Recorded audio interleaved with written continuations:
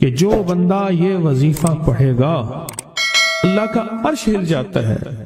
لا علاج بیماریاں ہوں، دکھ ہوں، غم ہوں، قرضے ہوں، مصیبتیں ہوں، ناکامیاں ہوں اور پریشانیاں ہوں اور ایسے حالات کے جو انسان کہے کہ بس سب تو موت ہی ہے، اس کے علاوہ کوئی راستہ نہیں. کوئی ایسی پریشانی ہو، اللہ کا نظام ہے کہ اس پہ وہ ملتا ہے جو ایمان انسان گمان نہیں کر سکتا، سوچ نہیں سکتا. یہ فیصل آباد کے ساتھ ماموں کانجن میں ایک درویش ہوتے تھے، صوفی عبداللہ صاحب رحمۃ اللہ علیہ. بڑے اللہ والے تھے، درویش تھے، اللہ سے مانگتے تھے، اللہ دے دیتا تھا. تو مجھے ان کے ایک شاگرد نے بتایا، اردو بازار لاہور میں ہوتے تھے.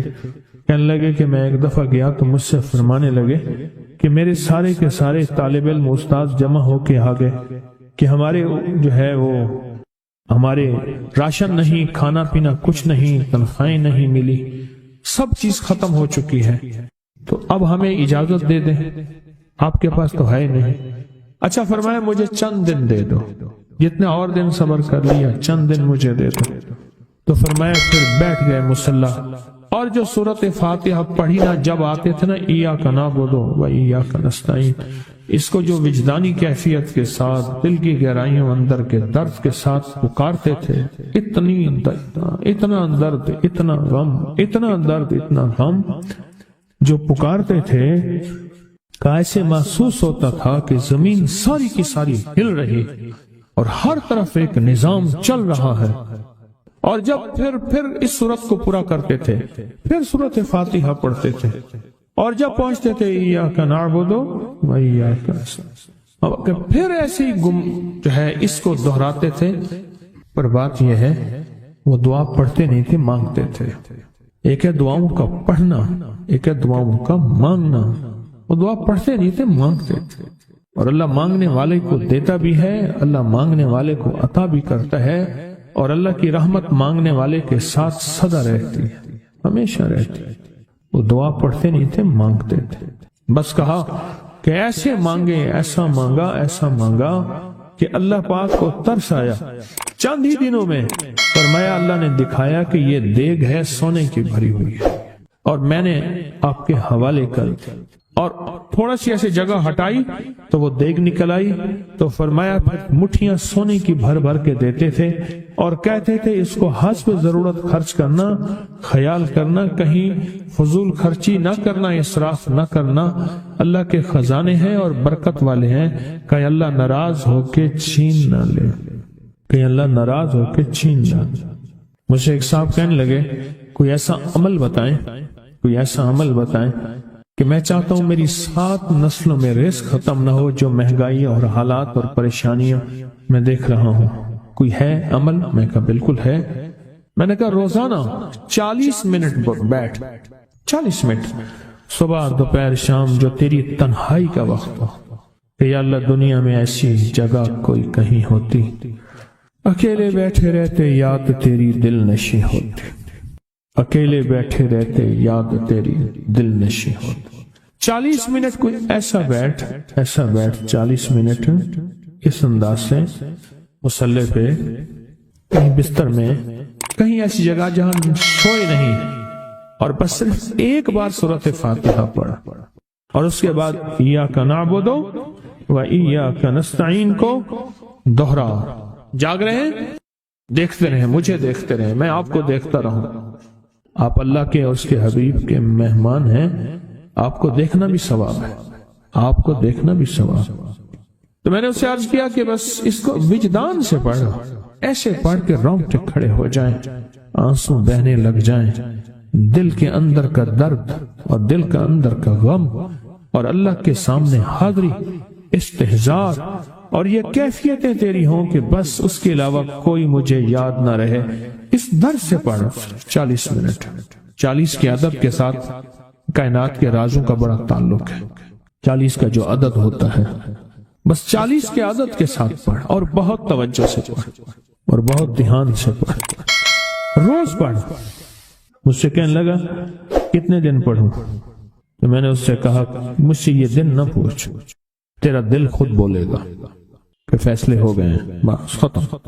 دل خود بولے گا. یہ بتائیں کہ پیٹ بھرتے ہوئے کوئی گھنٹی بجتی ہے یا دل خود بولتا ہے کہ پیٹ بھر گیا؟ پیاس میں بھی کوئی کہتا تو نہیں ہے کہ آپ کی پیاس بجھ گئی ہے، وہ دل خود بولتا ہے کہ بس اب پانی کی ضرورت نہیں ہے۔ نیند سے دل بھر جائے تو بس دل بولے بس اب سو لیا، وہ اٹھیں۔ اسی طرح دل خود بولے، دل خود بولے، کیا بولے؟ دل خود بولے، اور دل اندر بولے، دل اندر بولے کہ اللہ پاک جل شانہ نے نسلوں کے لیے رزق کی عزت، دولت، برکت کے فیصلے کر دی، بس دل بولے۔ کتنے دیر کر؟ اب یہ تیری اپنے مانگنے میں ہے، اب یہ تیری اپنے مانگنے میں ہے۔ مانگنے میں کمی ہے تو دل نہیں بولے گا، اگر مانگے گا تو پتہ نہیں دنوں میں یا ہفتوں میں، جتنے میں دنوں میں فیصلہ ہو جائے۔ اور میں نے اس سے کہا کہ یہ میرے پردادا کے پردادا کا عمل ہے، ان کا یہ عمل ہے، میرے پردادا کے پردادا کا عمل ہے، جو ہماری خاندانی یادداشتوں میں یہ لکھا ہوا اور فرمایا اگر یہ کوئی بندہ کر لے، اللہ نسلوں کا رزق اللہ سے منوا لے۔ اور میں نے اس سے کہا خیال کرنا، رزق کے روحانی ساتھ منوانا، رزق کے روحانی ساتھ منوانا، رزق کے روحانی ساتھ منوانا، ورنہ دولت، مال، چیزیں مل جائے گی جس کے بارے میں کہا جاتا ہے کہ بعض بندے ایسے ہوتے ہیں اللہ پاک ان سے لقمے نہیں چھینتا، سجدے چھین لیتا ہے، اللہ ان سے لقمے نہیں چھینتا۔ کیوں؟ رزق جسمانی دوسرے لفظوں میں مل رہا ہے اور رزق روحانی اللہ چھین لیتا ہے۔ یہ جو آج آپ بیٹھے ہیں تسبیح خانے میں اور میں بیٹھا ہوں، یہ ہم روحانی دسترخوان پہ بیٹھے ہیں، یہ بہت بڑا دسترخوان لگا ہوا ہے، دسترخوان ہے۔ سنا ہے در یار پہ بڑی دھوم ہے، سنا ہے در یار پہ بڑی دھوم ہے، وہاں عاشقوں کا ہجوم ہے۔ یہ روحانی دسترخوان ہے، میں بھی خود محتاج ہوں، یہ روحانی دسترخوان ہے۔ تو میں نے اس سے عرض کیا کہ ایک دسترخوان نہیں مانگنا، دونوں مانگنا، رزق روحانی بھی، رزق جسمانی تو اس کو بھی ملتا ہے جس کو کلمہ نصیب نہیں ہوا، رزق جسمانی تو اس کو ہی ملتا ہے جس کو کملی والی کی غلامی نصیب نہیں ہوئی، رزق جسمانی تو اس کو ہی ملتا ہے جس کے ماتھے پہ شقاوت لکھی ہے، رزق جسمانی تو اس کو ملتا ہے جو اللہ کا نافرمان ہے، رزق جسمانی تو اس کو ملتا ہے جو اللہ کے وجود کا انکار کرتا ہے، رزق جسمانی تو اس کو ہی ملتا ہے جو آخرت اور قبر کا انکار کرتا ہے، رزق جسمانی تو اس کو ملتا ہے جو جنات اور برزخ کا انکار کرتا ہے، رزق جسمانی تو اس کو ملتا ہے جو خود کملی والی کی نبوت کا انکار کرتا ہے، وہ تو بے بہا لوگ ہیں، ان کو ملتا ہے۔ پر تجھے بھی صرف رزق جسمانی ملا اور اللہ سے یہ منوا لیا، نہ یہ نہ منوانا، اللہ سے کہنا ہے اللہ رزق روحانی بھی دے اور رزق جسمانی بھی دے، دو رزق کٹھے عطا فرما، کون سا رزق؟ اور رزق جسمانی بھی دے۔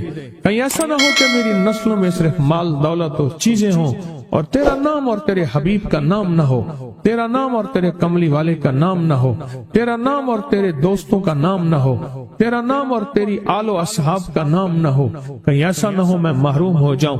مجھے آل اور محمد اور آل محمد اور اصحاب محمد کی نسبتیں یہ بھی ساتھ عطا کیے رکھ۔ میں نے اس سے کہا کہ دو چیزیں مانگنا۔ اچھا، قدرت کا نظام ہے، کچھ دیوانے بھی ہوتے ہیں، یقین والے ہوتے ہیں، آپ جیسے آپ مخلص بیٹھے ہیں، اور پوری دنیا میں ہمارے ساتھ اس وقت مخلص بیٹھے ہیں جو ہماری آج کی محفل میں شریک ہیں، ہوتے ہیں دیوانے۔ اس نے یقین سے پڑھنا شروع کر دیا، مجھ سے کہنے لگا ایک وقت ایک جگہ ہو بہت بہتر۔ میں نے اس سے کہا، میں نے کہا پھر بھی اگر ایک وقت ایک جگہ میسر نہ بھی ہو تو اگر عمل کسی وقت چوک جائے، عمل کی جگہ چوک جائے، عمل کا وقت چوک جائے، مجبوری میں نہ ہو تو بہتر ہے، پر توجہ نہ چوکے، دھیان نہ جائے، استحضار نہ جائے، یقین نہ جائے، اور سچا یقین ہو کہ میرا اللہ خود کہتا ہے یہ مانگنا بھی تو اسی نے دیا ہے نا، اسی نے مانگنا دیا ہے۔ جب اس کریم نے مانگنا ہی خود دیا ہے تو عطا بھی خود کرے گا۔ نہیں خوف نارے جہیم کا کہ کرم ہے مجھ پہ کریم کا، وہ خود عطا کرے گا مجھے، اس نے مانگنا دیا دے گا۔ یقین ہو ایسا ایسا ایسا ایسا اتنا زبردست یقین ہو، اتنا یقین ہو اللہ کے ملنے پہ اور اللہ کے مانگنے پہ، اتنا یقین ہو کہ گمان اور خیال سے بالا تر یقین ہو، بہت زیادہ یقین۔ یاد رکھیے گا میری بات، میری طرف دیکھتے رہیں، یاد رکھیے گا جس کو ملا ہے یقین کی طاقت میں ملا ہے، اور جس سے چھنا ہے بے یقینی نے اس سے سب کچھ چھین لیا، بے یقینی نے اس سے سب کچھ چھین لیا۔ جس کو ملا ہے یقین کی طاقت سے ملا ہے، یقین ہو کہ میں کر رہا ہوں اور اللہ مجھے دے دے گا۔ کہا کہ کیسا یقین ہو؟ کہا جیسے بکری کے تھن دودھ سے بھرے ہوئے اور میں کہوں کہ میرے ہاتھ سے دباؤں گا اور دودھ نکلے گا، اس سے زیادہ یقین۔ اور کہا کس سے زیادہ یقین؟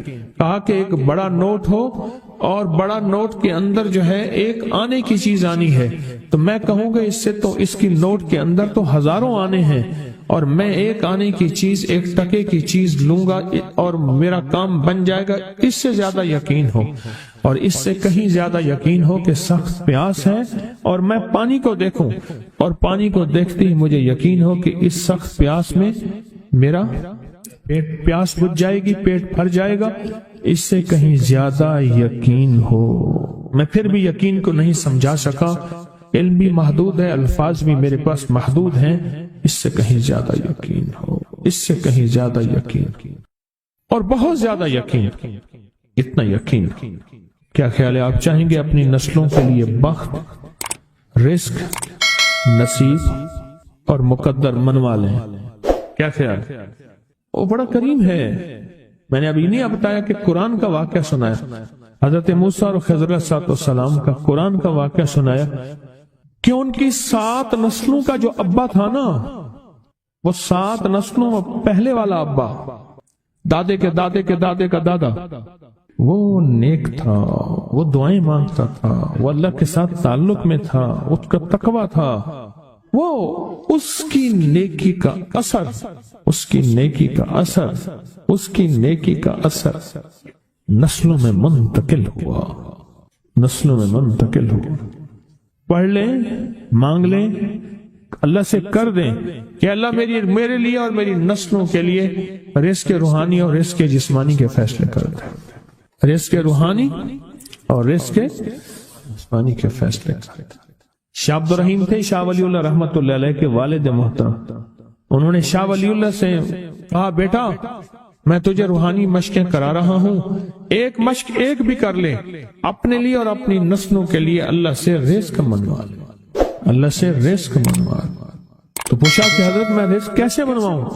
فرمایا کہ کچھ وقت ایسا نکالا کر، ایسا وقت نکالا کر 2 گھڑی اور 3 گھڑی کا، ایک ساتھ 2 گھڑی اور 3 گھڑی، ایک ساتھ تقریباً 21 منٹ کی ہوتی ہے، تقریباً 21 منٹ کی، 2 ساتیں مل جائیں تو 40 منٹ بنتے ہیں، تو ایک ساتھ 2 ساتھ 3 ساتھ کی گھڑی میں کہ بیٹھ کے نا سورۃ فاتحہ اور اس میں ایاک نعبد و ایاک نستعین کا تکرار اور استحضار کیا کر، اور ایسا کیا کر تیری آنسوں بہیں، تیرا دل روئے، تیری آنکھیں روئیں، تیرے رونگٹے کھڑے ہوں اور رواں اور اس کے اندر سے تیرا پل پل، تیرا من، تیرا جذبہ، تیری سوچیں بولیں، کیا بولے؟ ایاک نعبد و ایاک نستعین۔ ایک میلہ تھا اللہ کے نیک بندوں کا، تو اس میں 70 اولیاء جمع ہوئے، 70 اولیاء جمع ہوئے۔ ہر اللہ کے ولی نے کہا کہ آپ کوئی ایسا وظیفہ بتائیں، ایسی تصویر بتائیں، ایسا ذکر بتائیں جو اللہ کے عرش کو ہلائے اور جو اللہ کی ذات کو متوجہ کر دے، جو اللہ کے تعلق کو نصیب کر دے، کوئی ایسا ذکر، کوئی ایسی تصویر بتائیں۔ فرمایا سب نے بتایا کہ سورۃ فاتحہ ہے، اور اب سب سے پوچھا سورۃ فاتحہ میں کوئی ایسا جوش بتائیں جو سورۃ فاتحہ کا دل ہو۔ سورۃ یاسین قرآن کا دل، لیکن سورۃ یاسین کا دل سلام قولا من رب الرحیم۔ ہر سورت کے اندر اللہ پاک نے کچھ نعمتیں، کچھ نقطے رکھے ہیں، تو فرمایا سورۃ فاتحہ کا دل۔ تو میلے میں جتنے بھی اولیاء 70 بیٹھے تھے، سب نے کہا کہ اگر سورۃ فاتحہ کا دل پانا ہے تو وہ صرف کیا ہے؟ ایاک نعبد و ایاک نستعین۔ اس کا مفہوم عام سادہ سے یہ ہے کہ مولا غلامی تیری، در کسی اور کا۔ جب غلام تیرے ہیں، منگتے تیرے ہیں، بھکاری تیرے ہیں، محتاج تیرے ہیں، پھر در بھی تیرا ہے، پھر در بھی تیرا ہے، اور کسی کا در مولا نہیں ہے، پھر در بھی تیرا ہے۔ تیرے در کے ہم محتاج، تیرے بر کے ہم غلام۔ تو میں نے اس سے کہا کہ یہ وظیفہ کر، سارا دن پڑھی ایاک نعبد، اور کام بھی کرتا رہے، وضو بے وضو چلتا بھی رہے، یہ پڑھتا بھی رہے، پڑھتا بھی رہے، پڑھتا بھی رہے، چند دن چند ہفتے یہ عمل کر، اور رات سوتے ہوئے سورۃ فاتحہ پوری کر 40ویں، اور پھر درود پاک پڑھتے پڑھتے سو جا۔ 70 اولیاء نے فرمایا کہ جو بندہ یہ وظیفہ پڑھے گا اللہ کا عرش ہل جاتا ہے، اور فرشتوں میں کوہرام مچ جاتا ہے، اور فرشتوں میں اللہ کے بارگاہ میں فریادیں ہوتی ہیں کہ یا اللہ یہ بندہ ہے اور اس نے یہ عمل کیا ہے، یہ وظیفہ کیا ہے، اور ابھی تک اس کی دعا قبول نہیں ہوئی، یہ مانگا ہے ابھی تک دعا قبول نہیں ہوئی، فرشتوں میں یہ کوہرام مچ جاتا ہے۔ ایک اللہ کے دوست تھے، سوتے سوتے ایک دم اٹھ بیٹھے، اٹھنے کے بعد وجدانی کیفیت کے ساتھ جو ہے یہ وظیفہ پڑھنے لگے۔ تو کسی نے پوچھا کہ حضرت کیا ہوا؟ فرمایا میں نے دیکھا کہ اللہ کے عرش کے نیچے جنتی ہیں اور وہ ٹہل رہے ہیں، اور سب کی زبان پہ یہی وظیفہ ہے، ایاک نعبد و ایاک نستعین، سب کی زبان پہ یہی وظیفہ ہے اور سب یہی پڑھ رہے ہیں۔ میری ایک درخواست ہے، سورۃ اخلاص 2 تسبیح زندگی کا معمول بنا لیں، اس کو تو کبھی نہ چھوڑیں۔ کیا خیال ہے؟ 2 تسبیح زندگی کا معمول بنا لیں، اس کو کبھی نہ چھوڑیں۔ اس کا فائدہ کیا ہوگا؟ اس کے انوکھا فائدہ ہوگا۔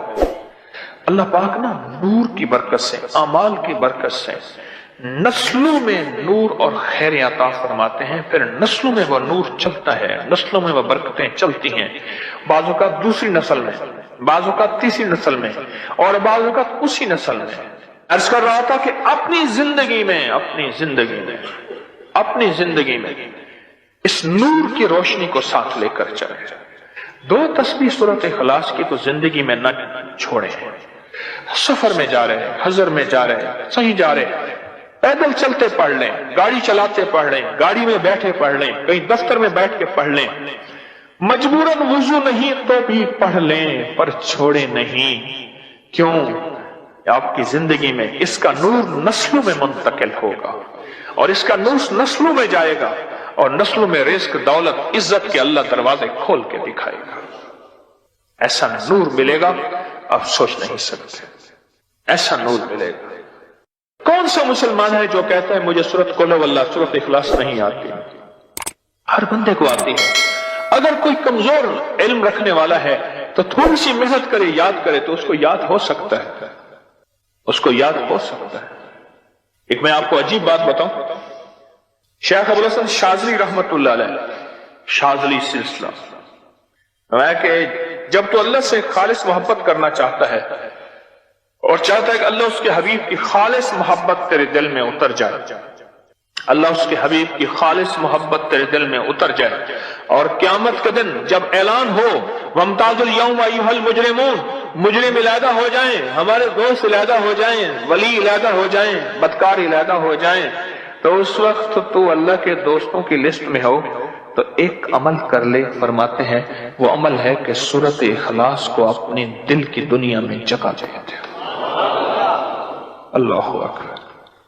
شیخ ابوالحسن شاذلی رحمت اللہ علیہ فرماتے ہیں، اور فرمایا جو سورۃ اخلاص پڑھے گا وہ حالت ایمان سے دنیا سے رخصت ہوگا، حالت ایمان سے دنیا میں سے رخصت ہوگا، اور ایمان کی آخری کیفیت میں رخصت ہوگا۔ اور ایک اللہ کے ولی نے اپنا مشاہدہ بیان کیا، میرے پاس لوگ آئے رزق کی تنگی میں مبتلا تھے، میرے پاس لوگ آئے بدحال ہو چکے تھے، میرے پاس ایسے لوگ آئے جن کی تنخواہیں بچتی نہیں تھیں، میرے پاس ایسے لوگ آئے